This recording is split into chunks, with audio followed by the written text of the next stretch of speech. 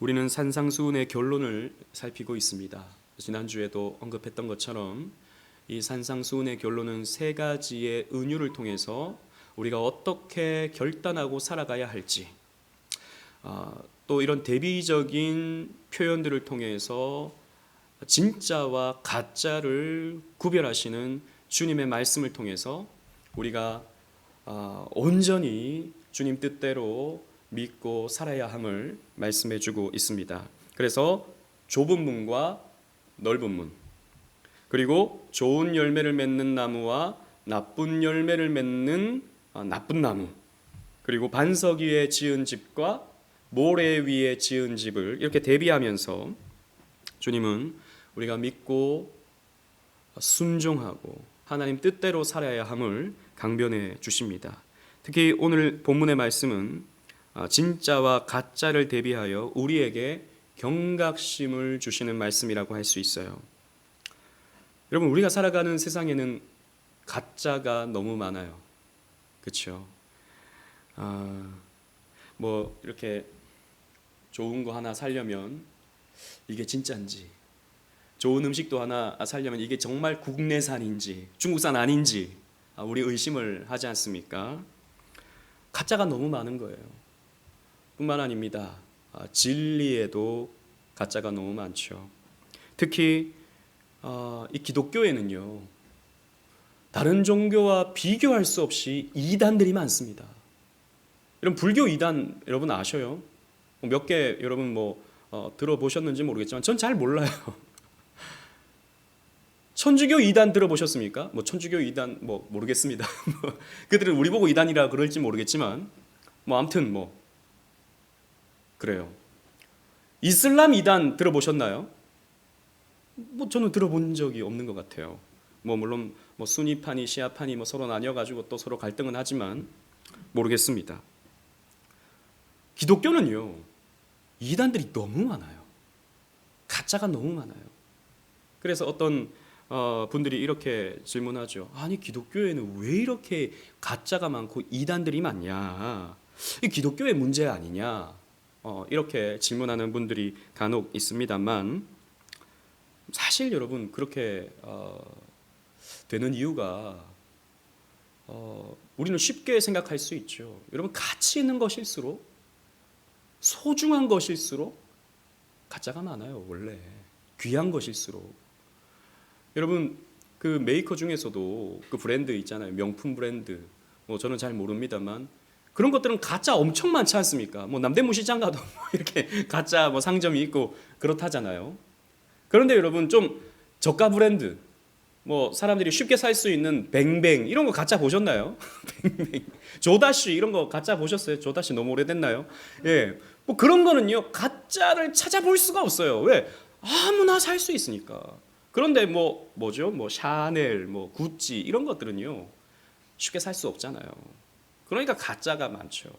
그런 면에서 봤을 때 기독교는요, 그만큼 가치 있고 그만큼 소중한 것이기 때문에 가짜가 많다라고도 볼 수 있는 것이죠. 그런데 이 진짜와 가짜 문제는 어떤 이단의 문제, 드러나는 이 사회를 어지럽히는 저런 신천지 이런 이단의 문제만이 아니에요.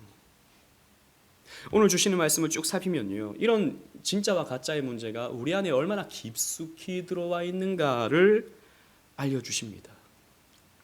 남의 얘기가 아니다라는 것입니다. 우리의 이야기다라는 것이죠. 여러분, 신앙생활 하시면서 그런 생각 안 해보셨어요? 나는 진짜 구원받았나? 이런 생각. 나는 진짜 그리스도인이 맞나? 이런 생각. 여러분 안 해보셨어요? 우리는 그런 생각들을 해봅니다.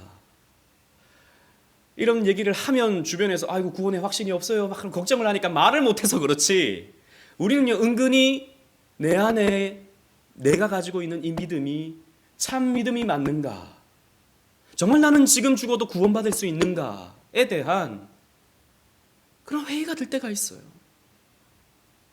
그건 여러분 한편으로는 좀 자연스러운 부분입니다. 다 그런 마음을 가지고 있어요. 물론 우리는 예수 그리스도의 보배로운 피로 구원받았어요. 그걸 우리는 믿어요. 그러나 한편으로 나를 보면, 내 삶을 돌아보면 믿음이 없는 모습을 보잖아요. 또 의심하고 또 좌절하고 또 낙심하는 이런 모습을 보잖아요. 그래서 우리는 헷갈릴 때가 있다는 것입니다. 마틴 로이드 존스 목사님은 그런 말씀을 하세요.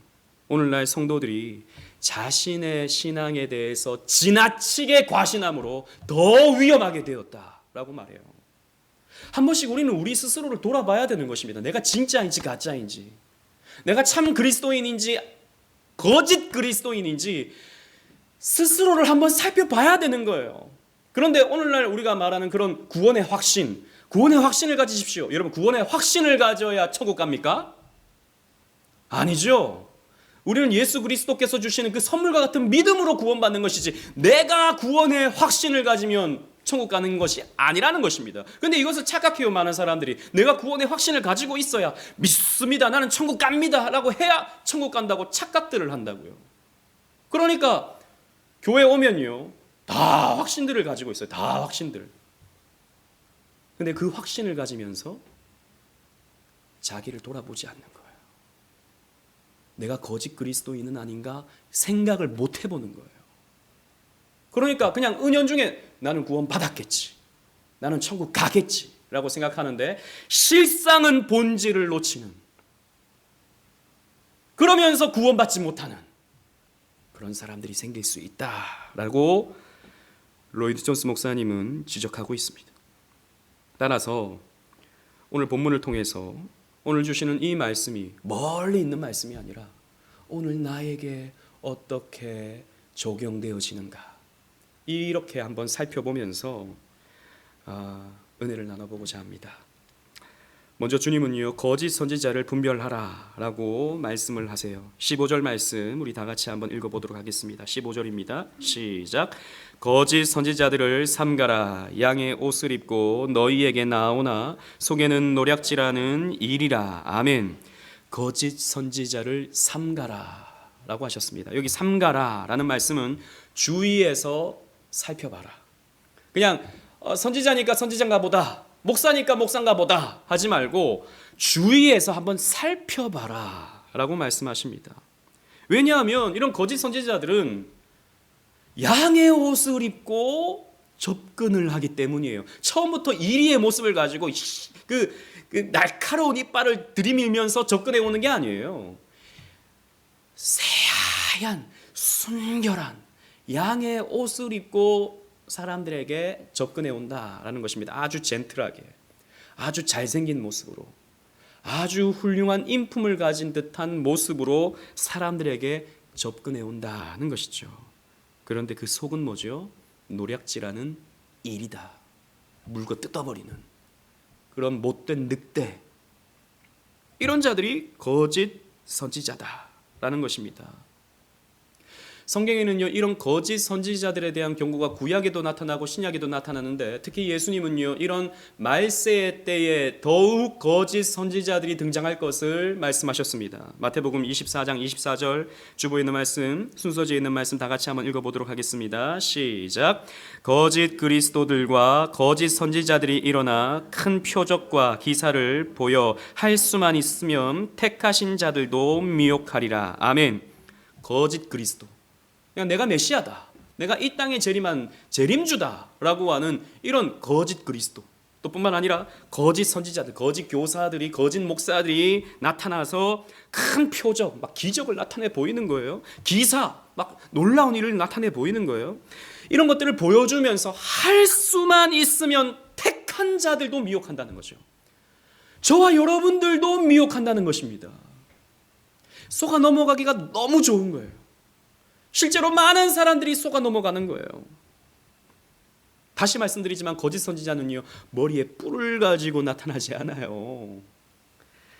저는 예전에 딱 그런 모습이면 한번 의심을 했었어요. 지금도 마찬가지지만 그 왜 새하얀 양복 입고 나타나는 그런 목사님들 있잖아요.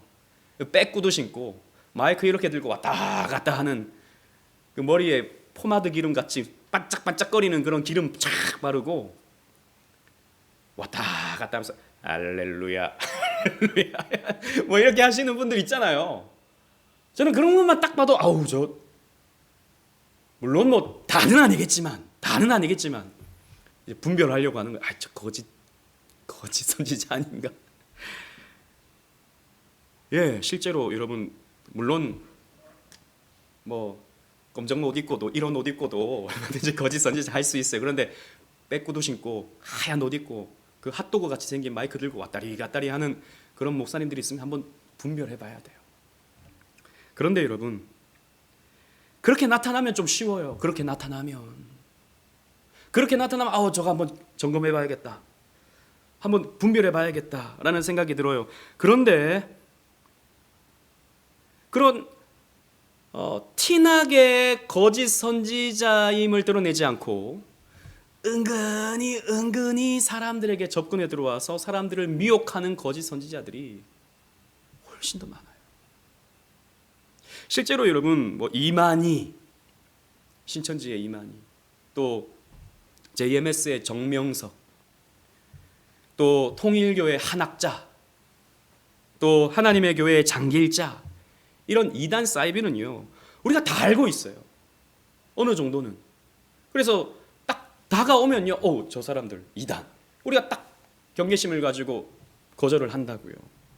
이런 이단들은 이미 알려진 사기꾼들이고 이미 알려진 도둑들이고 양을 잡아먹는 무서운 늑대라는 것을 우리가 다 알고 있다고요. 그래서 오히려 좀 쉬워요. 그런데 또 그냥 무조건 또 쉽지도 않아요.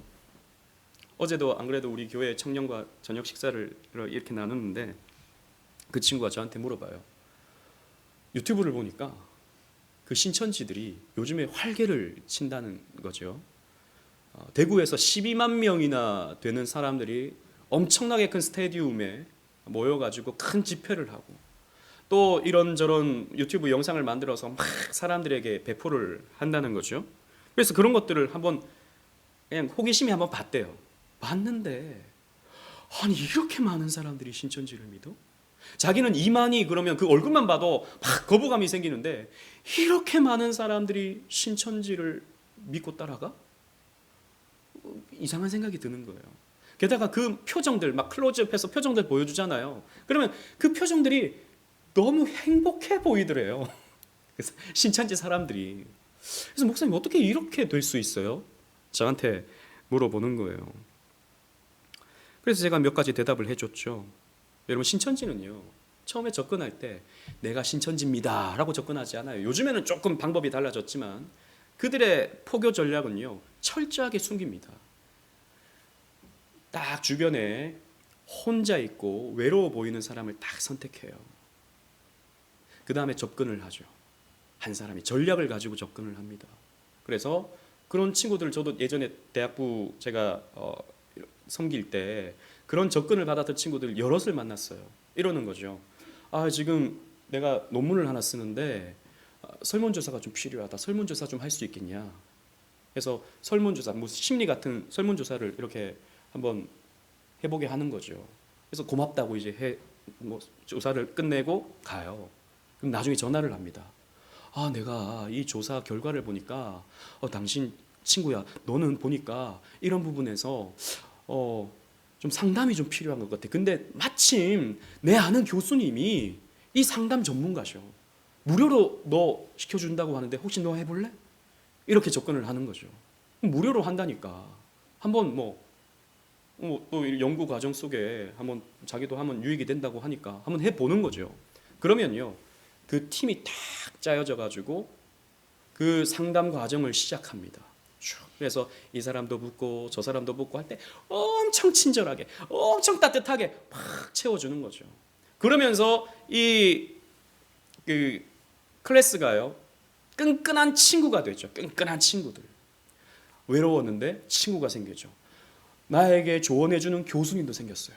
굉장히 나를 따뜻하게 잘 대해주면서.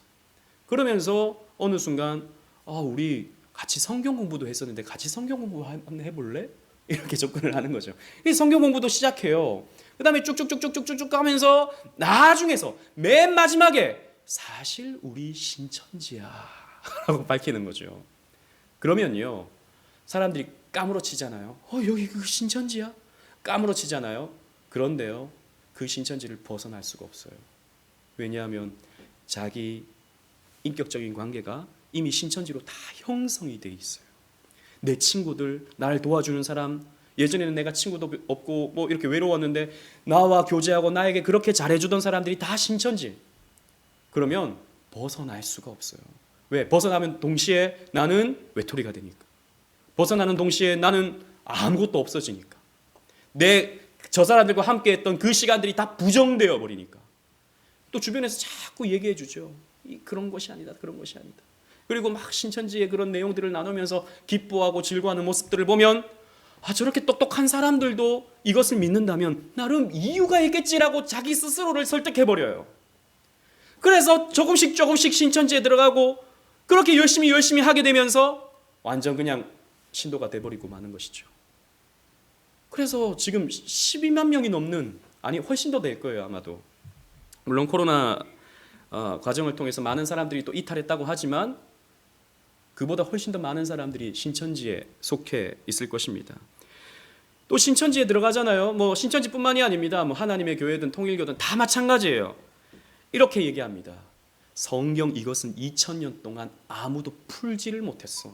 특히 요한계시록의 이 비밀은 2000년 교회 역사 속에서 제대로 이것을 푼 사람은 아무도 없어. 그런데 우리 총재님께서 이렇게 말하는 거죠. 우리 총재님께서 이것을 푸셨어. 이 땅에 수많은 교회들이 있지만 이 사람들은 엉뚱하게 성경을 해석하는데 우리 신천지만이 이 요한계시록을 제대로 풀 수 있어 라고 하면서 막 비유풀이를 쭉쭉쭉 해주는 거예요.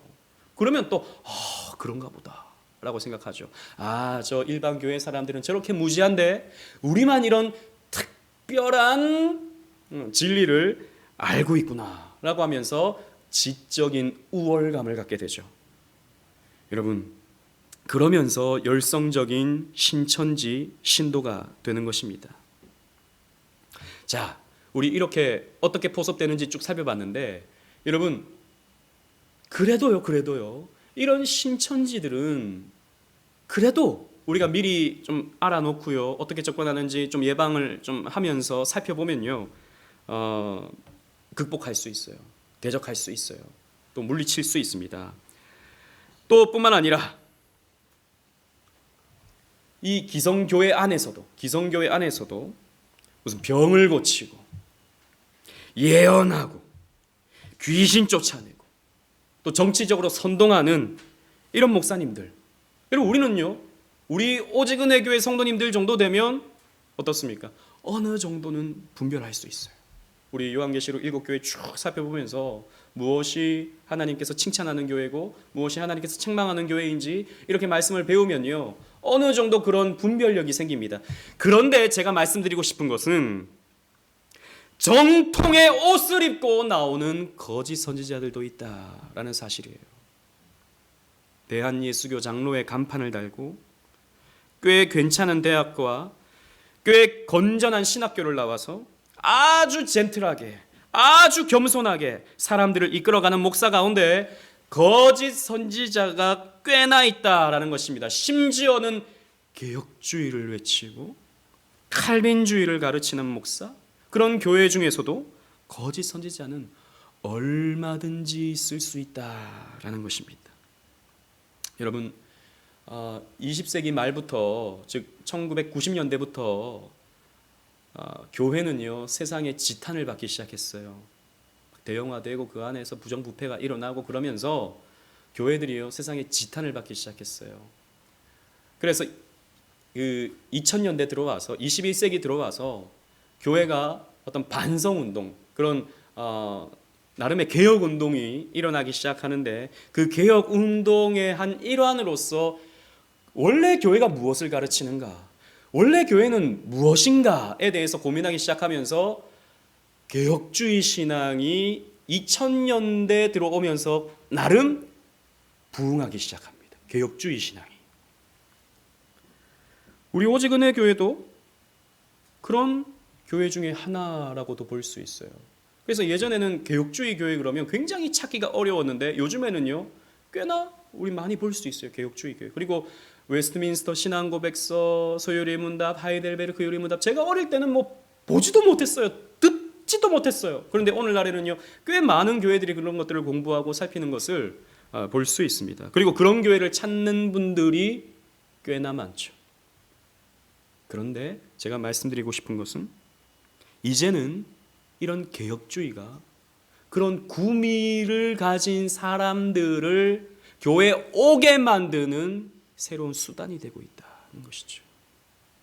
이렇게 좀 지성적인 것을 좋아하는 사람들, 뭔가 배우는 것을 좋아하는 사람들을 당기는 수단으로서 개혁주의가 사용되고 있다는 것입니다.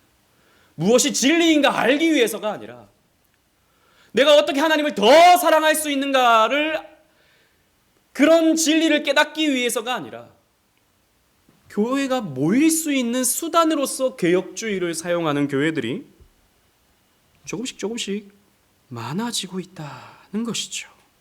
그러면서 다른 교회들을 비판합니다. 저도 마찬가지죠. 다른 교회들을 비판해요. 저 교회들 이런 것도 모르지. 저런 교회들 잘못 가고 있지. 우리는 바르게 가고 있는데, 우리는 올바른 길을 가고 있는데 라고 생각하면서 우월감을 가지는 것이죠. 보십시오. 여러분, 앞에서 이단들이 어떤 것을 가지고 있다 그랬습니까? 우리만 성경을 제대로 봐 라고 하는, 그런, 물론 잘못된 것이지만 그런 지적인 우월감을 이단들도 가지고 있는데, 오늘날 개혁주의 신자라는 사람들이 그런 지적인 우월감을 똑같이 가지고 있어요. 나는 이런 것도 공부했어. 나는 이런 것도 알고 있지. 저 사람들은 저런 걸 모르지.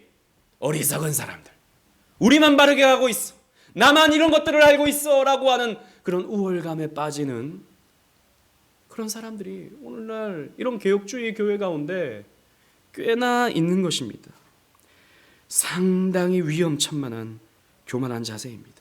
여러분, 주일날 말씀을 나눴던 것처럼 라오디게아 교회에게 주님께서 어떤 말씀을 주셨습니까? 너희는 스스로 부유하다 하지만 너희의 실상은 가난한 자다. 안약을 발라 한번 눈을 떠봐라. 이렇게 말씀하시잖아요. 자신이 얼마나 가난한 존재인지를 직시할 수 있어야 되는데, 아니요, 자기를 과신해요.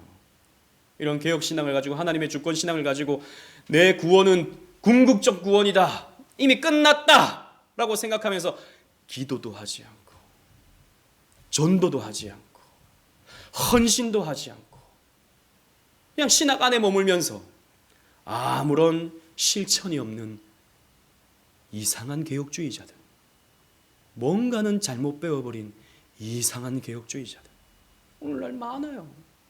오늘날 적지 않습니다. 여러분, 그렇게 가르치는 목사가 있다면 거짓 목사일 수 있습니다. 그렇게 가르치는 교회가 있다면 거짓 교회일 수 있다는 것입니다. 여러분, 이 말씀은 그래서 제가 오늘 찔리는 말씀입니다. 오늘 이 말씀은 그래서 제가 나도 그런데? 라는 생각을 해보는 그런 말씀이 되는 말씀이에요. 주님은요, 16절로 18절에 이렇게 말씀하고 있습니다. 제가 16절, 17절을 읽고 18절 우리 다 같이 한번 읽어보도록 하겠습니다. 그들의 열매로 그들을 알지니 가시나무에서 포도를 또는 엉겅퀴에서 무화과를 따겠느냐. 이와 같이 좋은 나무마다 아름다운 열매를 맺고 못된 나무가 나쁜 열매를 맺나니. 시작. 좋은 나무가 나쁜 열매를 맺을 수 없고 못된 나무가 아름다운 열매를 맺을 수 없느니라. 아멘. 주님께서 뭐라고 말씀하십니까? 열매를 봐라 라고 말씀하십니다. 그 말만, 번드르한 말만 보지 말고 열매를 봐라. 이 열매가 뭐죠? 그 삶을 봐라 라는 것입니다. 실천을 봐라 라는 것입니다. 뭐 무슨 신앙 무슨 주의 하는 거 그거 보지 말고 그 안에 하나님을 사랑하는 마음이 있는가? 그런 하나님을 사랑하는 마음이 삶 속에서 나타나고 있는가? 하나님만이 아니라 이웃을 사랑하는, 성도를 사랑하는 그런 마음이 있는가? 그걸 살펴봐라 라는 것입니다. 온갖 신학은 뭐 다 알고 있는데 늘 상처 주고 늘 교회를 분열시키고 늘 교회를 쪼개는 그런 것은 아닌가 생각해 봐야 된다는 것이죠. 가시나무가 포도 열매를 맺지 못합니다. 엉겅퀴가 무화과 열매를 맺지 못합니다. 여러분 포도와 무화과는요 이스라엘의 대표적인 과일이에요. 포도와 무화과 좋은 열매의 상징이에요. 그런데 이런 가시나무, 엉겅퀴는요 이런 좋은 열매를 맺을 수가 없다라는 것이죠. 참된 선지자, 참된 목사의 사역에는 좋은 열매가 맺어져야 한다는 것입니다. 말만이 아닌 겸손하게 헌신하는 삶, 신행일치의 모습이 나타나 성도들에게 본이 되어지는 그런 삶.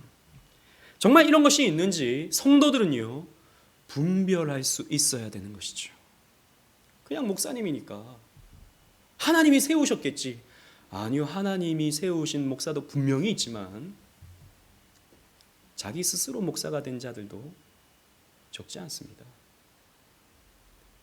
신학교육을 받지만 그 신학교육의 정당한 절차와 정당한 과정으로 목사된 사람은요 사실 요즘에는 그래도 많지만 속성 코스로 목사된 사람들도 여러분 얼마나 많습니까?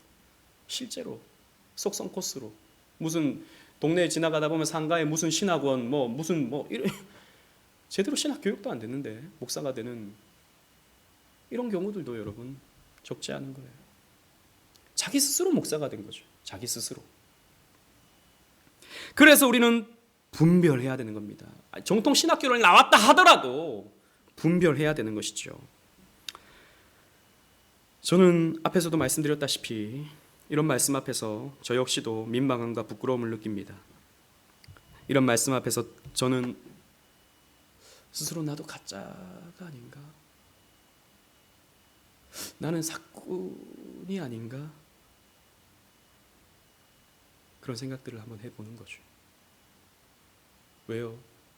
제가 믿는 대로, 제가 고백하는 대로, 물론 여러분들은 저를 못 보시니까, 저의 어떤 개인적인 어떤 삶을 못 보시니까 우리 목사님 그래도 좋은 목사님이라고 생각해서 여기 계시겠죠. 이 예배에 참여하시겠죠. 그러나 제가 보는 저는 그렇지 않게 보이는 거예요. 제가 보는 제가. 저뿐만이 아니에요. 제 후배 목사님하고도 얼마 전에 만났는데 제 후배 목사님 사역 잘하고 있어요. 열심히 정말 새벽부터 저녁까지 열심히 사역하는 분이에요. 그런데 저한테 그런 얘기 하더라고요. 목사님 제가 이 목사 이 사역을 계속 해야 될지 말아야 될지 고민이 있다고. 그래서 제가 위로해 줬어요. 자네같이 이렇게 열심히 하는 친구가 목사 안 하면 누가 하냐 얘기해 줬는데 너무 자기가 스스로 위선적이게 느껴진다는 거죠.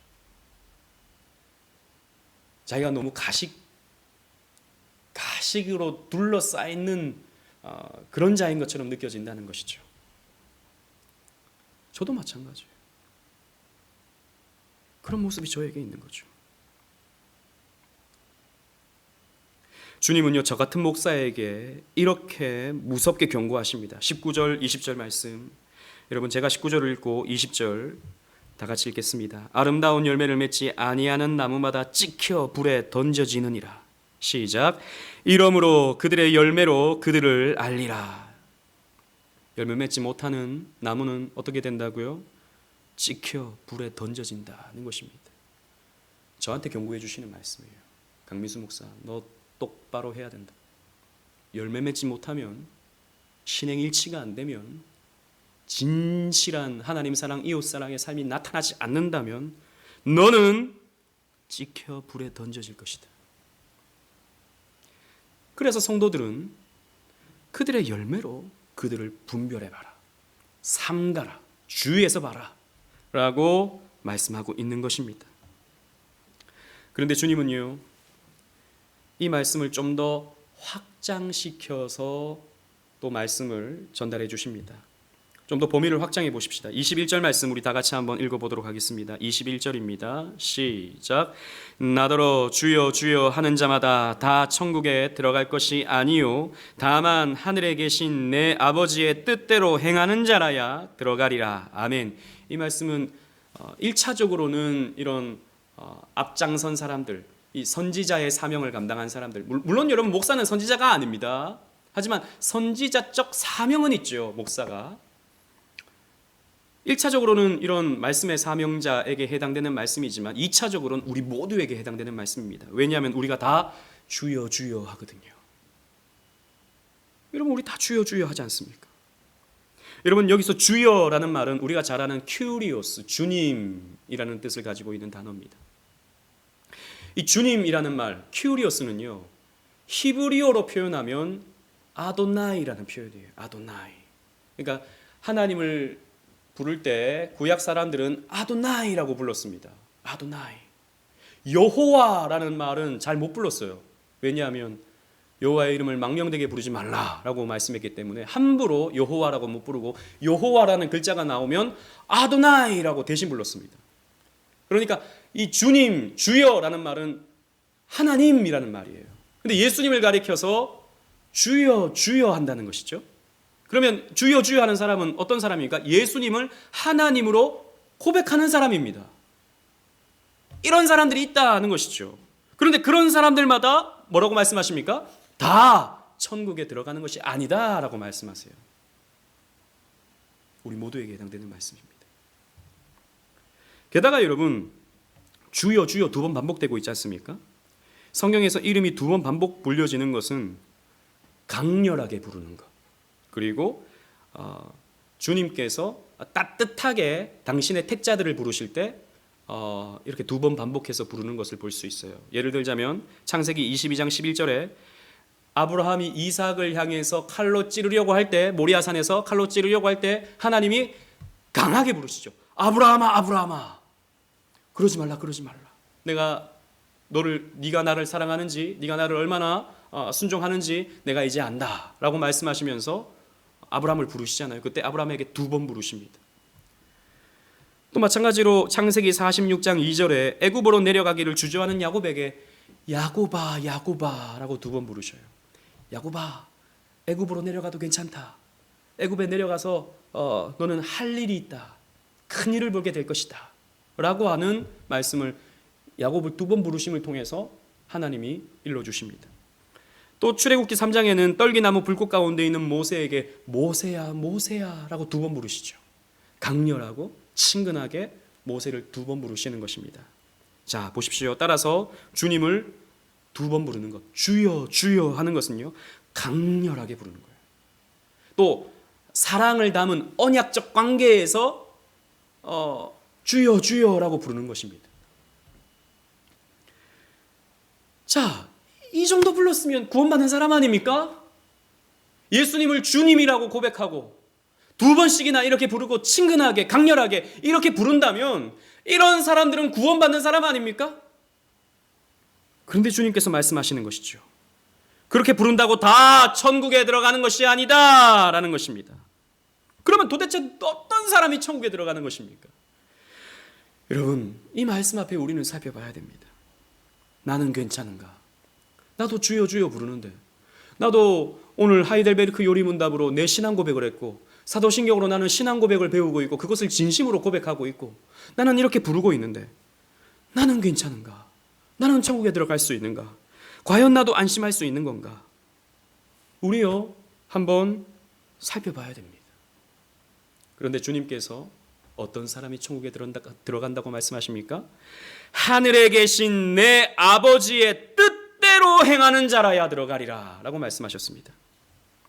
하나님 아버지의 뜻대로 행하는 자. 자기 생각이 아니라, 자기 뜻대로가 아니라 아버지의 뜻대로 행하는 자가 천국에 들어갈 수 있다고 주님은 말씀하고 있는 거죠. 여러분, 여기서 우리가 생각해야 될 것은 이것입니다. 신앙생활은 내 기호대로 하는 것이 아니에요.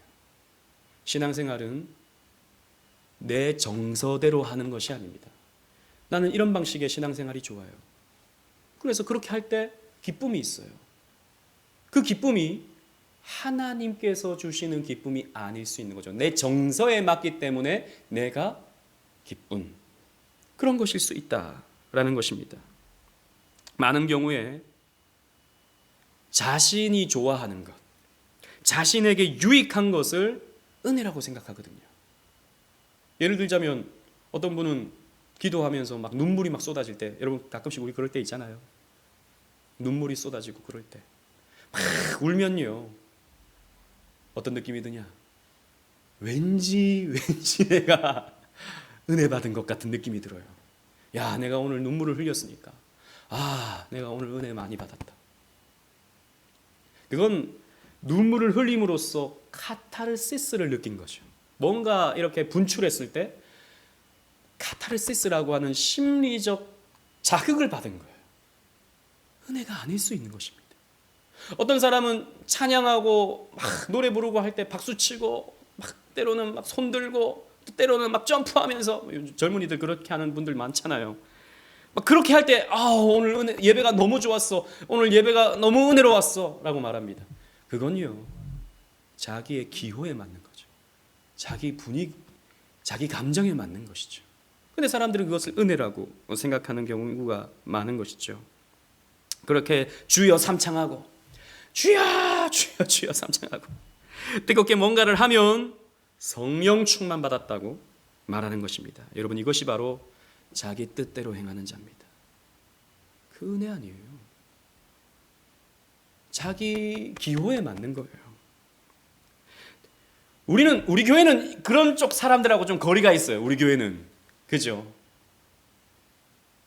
목사님이 그런 사람들 비판했구나 라고 생각하셨을지 모르겠지만, 여러분 반대도 있습니다. 반대. 우리 교회 같은 스타일. 어떤 사람들은요 차분하게 성경 공부하는 것 자체를 좋아하는 분이 있어요. 차분하게 공부하는 것, 뭔가 하나하나 알아가는 것에 어떤 지적 만족을 느끼는 분들이 분명히 있습니다. 그래서 막 시끄럽게 집회하면요 막 속 시끄럽고요 막 귀가 따갑고 막 그래요. 이런 분들은 그냥 성경 한자 배워가는 것이 즐겁고 좋은 것입니다. 여러분 이거 필요한 거예요. 우리 성경 배우는 거 너무 필요하죠. 제가 이것을 부정하는 것이 아닙니다. 그런데 그런 것들을 배우긴 배우는데 기도할 줄 모르는 사람들이 있어요. 기도할 줄 모르는 사람들. 이 기도라는 게 여러분 말로 막 유창하게 기도한 이걸 말하는 게 아닙니다. 하나님과의 관계를 못하는 사람들이 있는 거죠. 그러니까 하나님에 대한 지식을 가지고 있어요. 지식, 하나님에 대한 지식. Knowing about God, knowing about Jesus. 그리스도에 대한, 예수에 대한 지식은 가지고 있어요. 그런데 knowing Jesus는 안 되는 거죠. knowing God은 안 되는 거죠. 하나님을 아는 것, 즉 그분과 교제하는 것은 안 되는 거죠. 이런 사람들이 너무 많아요. 이런 사람들이 적지 않아요. 그냥 지적 체험에 만족할 뿐 하나님과 교제할 줄을 모르는 거죠. 여러분, 우리 교회는요 이런 오류에 빠지기가 쉽습니다. 이런 잘못에 빠지기가 너무 쉬워요. 이런 류도 사람의 뜻대로죠. 사람의 뜻대로. 자기가 원하는 대로니까. 내가 좋아하는 성향대로니까. 아닙니다. 아버지의 뜻대로 행하는 자가 천국에 합당하다라는 것이죠. 여러분, 그렇다면 아버지의 뜻이 무엇입니까? 아버지의 뜻. 여러분, 이것이 바로 이 산상수훈의 결론의 말씀이다라고 우리가 알 수 있어요. 무슨 말이냐면 아버지의 뜻은 이미 팔복과 세 계명의 말씀을 통해서 다 알려주셨어요. 예수님께서 어떤 것이 복된 것인지, 또 어떻게 사는 것이 그리스도를 따르는 삶인 것인지, 이 세 계명의 말씀을 통해서 우리 오늘 17번째잖아요. 우리 앞서서 10몇 번에 걸쳐서 쭉 살펴봤어요. 이 10계명이 어떻게 그리스도 안에서 해석되는지 쭉 살펴봤어요. 이 말씀대로 행하는 자가 천국에 합당하다. 여러분 오해하지 마세요. 이렇게 딱 살아야 그것을 조건으로 해서 천국 간다는 것이 아닙니다. 그리스도의 복음을 가진 사람은, 그리스도께서 주시는 이 참된 복음에 녹아진 사람은 이러한 세 계명의 삶의 흔적들이 표징으로서 나타난다는 것입니다. 이런 사람들이야말로 천국에 합당한 사람이다라고 하는 것을 가르쳐 주는 거죠. 여러분들에게는 이 세 계명의 삶이 나타나고 있습니까? 여러분들에게는 이 구원받은 자의 표징이 나타나고 있는가? 생각해 봐야 되는 것입니다. 그래서 여러분, 우리는 천국에 가잖아요. 혹은 우리가 주님 앞 심판대에 서게 되잖아요. 그럴 때 우리는 당황스러울 거예요. 22절, 23절 말씀 보십시오. 제가 22절을 읽겠습니다. 그날에 많은 사람이 나더러 이르되 주여 주여 우리가 주의 이름으로 선지자 노릇을 하며 주의 이름으로 귀신을 쫓아내며 주의 이름으로 많은 권능을 행하지 아니하였나이까 하리니. 다 같이 읽겠습니다. 시작. 그때 내가 그들에게 밝히 말하되 내가 너희를 도무지 알지 못하니 불법을 행하는 자들아 내게서 떠나가라 하리라. 아멘. 예수의 이름으로 선지자 노릇도요, 말씀도 전해요. 예수 이름으로 귀신도 쫓아내요. 예수 이름으로 많은 권능도 행해요. 그런데 주여 주여 하면서 이런 놀라운 역사를 나타내는데 주님께서 뭐라고 말씀하십니까? 나는 너를 도무지 알지 못한다. 너는 내 백성 아니다 라고 할 자가 있다라는 것입니다. 너는 성경도 전했고 귀신도 쫓아내고 권능도 행했지만 너는 불법을 행한 자다. 아버지의 뜻대로가 아닌 네 뜻대로 행한 자다 라고 주님께서 말씀하실 자가 있다라는 것입니다. 우리는 여기에서 당혹감을 느낄 거예요. 그래서 여러분, 이 마지막 심판 앞에서 우리는 당혹감을 느낄 거예요. 마지막 날 우리가 다 주님 앞에 서게 될 때 누가 봐도 저 사람은 천국 갈 사람이다 라고 생각했던 사람이 천국에 없을 수 있는 거죠. 또 반대로 아우 저 사람 천국 가겠어? 아우 저 사람 저렇게 신앙생활 해가지고 무슨 열매가 있겠어? 하는 사람이 오히려 천국에 있을 수 있는 거죠. 그러니까 여러분 천국 가보면 좀 당황스러울 겁니다. 아이고 저 사람이 없네. 아이고 저 사람은 있네. 사람의 겉과 속은 다르기 때문이에요. 어떤 사람은요 너무 경건하고 너무 아름답고 너무 귀한데 그 속은 자기 생각으로 가득 찬 사람이 있는 거죠. 또 어떤 사람은 삶이 받쳐주질 않는데 그 속은 전부의 의지 없어서 손들고 옵니다 라고 하면서 주님을 온전히 의지하고 마음으로 주님을 바라보는 그런 사람이 있을 수 있는 거죠. 겉과 속은요 달라요. 그래서 목사는요 물론 신앙생활을 통해서 나름 평가를 내리기도 하고 또 이런저런 구원에 있어서 교회 회원됨에 있어서 성례를 집례함에 있어서 성도들을 판단하기도 하지만 사실 목사도 온전히 성도들을 판단할 수가 없어요. 몰라요 제가. 천국 가서 누가 있을지, 천국 가서 누가 없을지. 우린 당혹감을 느낄 것입니다. 그리고 또 하나 알 수 있는 것은 기적과 권능에 우리는 속아서는 안 된다라는 것입니다. 놀라운 기적, 놀라운 역사, 이런 것들에 우리는 속아서는 안 된다는 것입니다. 오늘날 많은 사람들은 기적과 권능에 열광을 하죠. 그러나 여러분 요한계시록을 보십시오. 요한계시록에 나오는 땅에서 올라오는 짐승, 그 양의 모습을 하고 있지만 용의 말을 하는 거짓 선지자. 여러분 그 거짓 선지자가요 어떤 특징을 보이는지 여러분 순서지를 보십시오. 계시록 13장 13절 말씀 우리 또 다 같이 한번 읽어보도록 하겠습니다. 시작. 큰 이적을 행하되 심지어 사람들 앞에서 불이 하늘로부터 땅에 내려오게 하고 그랬습니다. 앞에서 예수님도 말씀하셨죠. 큰 권능과 기적을 행한다. 큰 기적과 기사를 행한다. 마찬가지로 불이 하늘에서 내려오게 만들어버리는 거죠. 지금도 여러분 그렇게 기적을 나타내 보이는 그런 목사들, 장로들 저기 분당 가는 길에 어느 교회 가면 목요일인가요? 목요일마다 치유 집회 하잖아요. 그 유명한 장로님이 집회 인도하지 않습니까?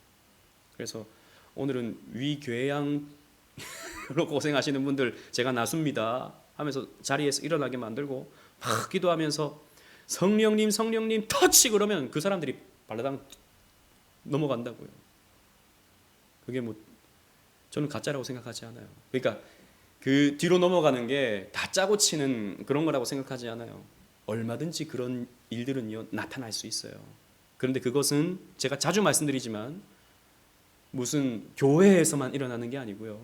불교에서도 있고요. 다른 종교에도 다 있는 무당도 하는 그런 푸닥거리와 비슷한 거예요. 그런 거예요. 여러분, 우리는 속지 말아야 됩니다.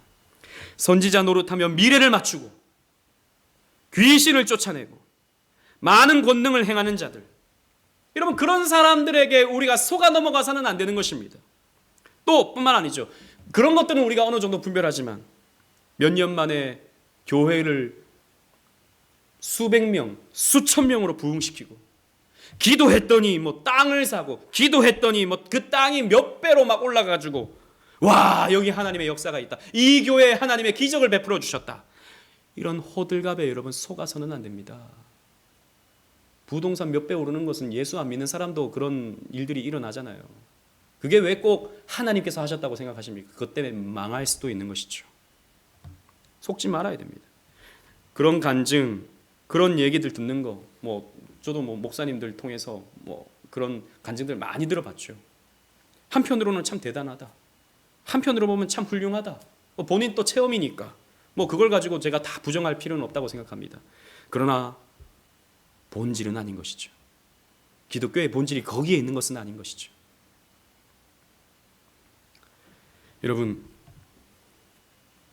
오늘 말씀을 들으시면서 좀 마음이 불편해지셨습니까? 야, 목사님 얘기 들어보니까 나도 확신을 못하겠다. 나도 아버지의 뜻대로 행하는 게 아니라 나도 내 기호대로, 내 원하는 대로 이렇게 저렇게 뭔가 채워보려고 했던 내 모습을 보니까 나도 가짜가 아닌가?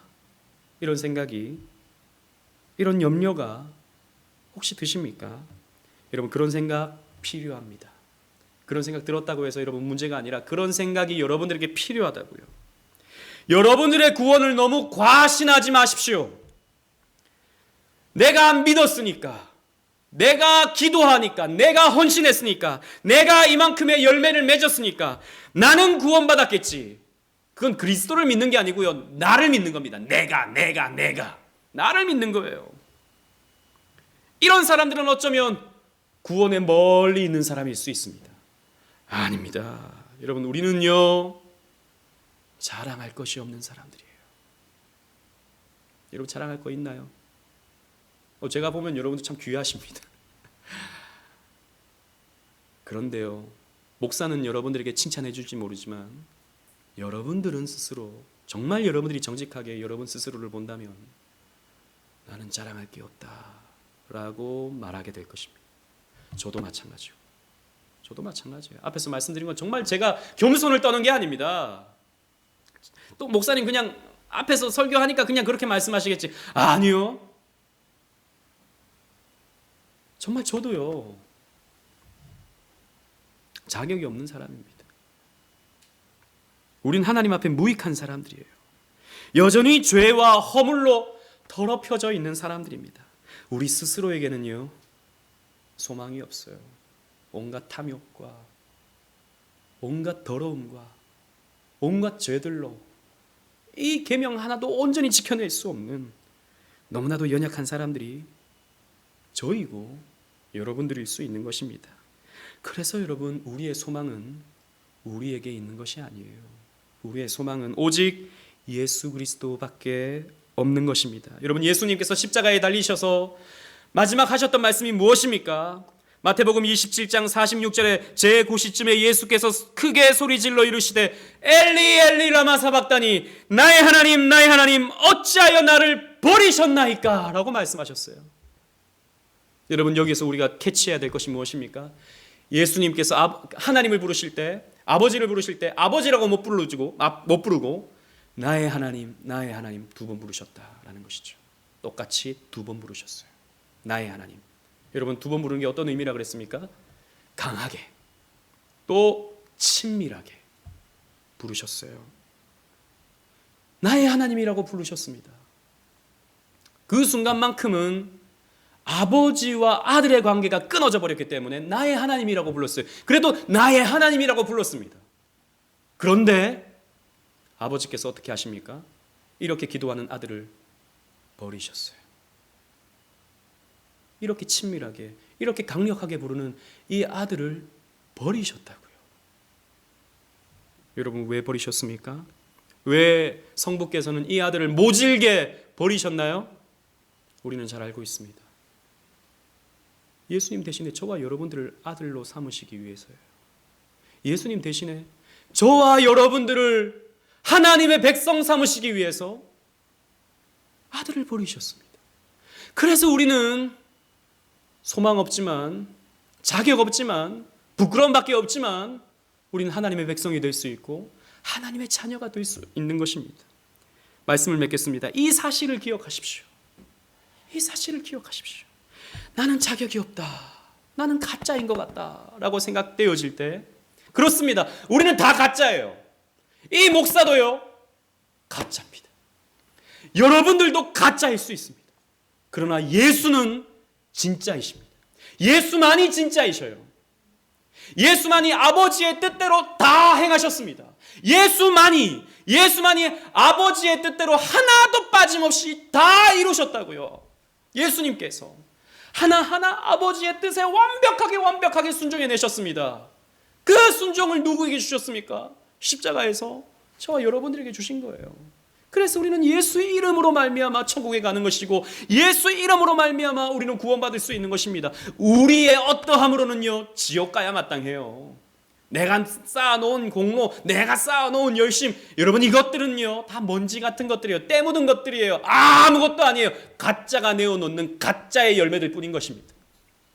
그런데 예수의 열매는 진짜예요. 예수의 열매는 참된 열매입니다. 그 열매를 저와 여러분들에게 주셨다고요. 그래서 우리에게는 소망이 있는 것입니다. 나는 가짜지만